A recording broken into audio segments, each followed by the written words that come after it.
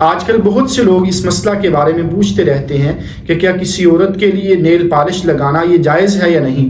تو یاد رکھیے گا، اس میں ہم یہ اصول ذہن میں رکھیں کہ وضو اور غسل کے لیے اعضائے وضو تک پانی پہنچانا ضروری ہے کہ ایک بال برابر بھی جگہ خشک نہ رہے، اور اسی طرح غسل کے دوران پورے بدن پہ پانی پہنچانا ضروری ہے کہ ایک بال برابر بھی جگہ خشک نہ رہے۔ اب اگر ہمارے بدن پہ کوئی ایسی چیز لگ جائے کہ جس کی وجہ سے پانی بدن تک نہ پہنچے غسل میں یا وضو میں، تو وضو اور غسل نہیں ہوگا۔ آج کل جو نیل پالش بازاروں میں ملتی ہے وہ اس طرح کی ہوتی ہے کہ جس سے بدن پہ تہ جم جاتی ہے۔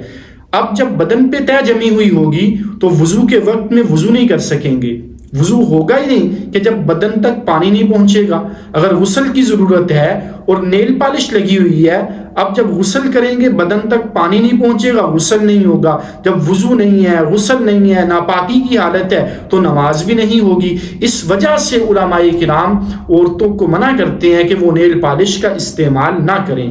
لیکن اگر کوئی عورت اس طرح کر سکتی ہے کہ وہ اپنے نمازوں کے اوقات میں نیل پالش کو کسی تھنر سے یا کسی بھی چیز سے مکمل طور پہ اتار سکتی ہے کہ بال برابر بھی جگہ خشک نہ رہے، اور وہ اس طرح صاف کر کے اپنا نماز یا وضو کر سکتی ہے، تو اس کے لیے لگانے کی گنجائش ہے، لگا سکتی ہے۔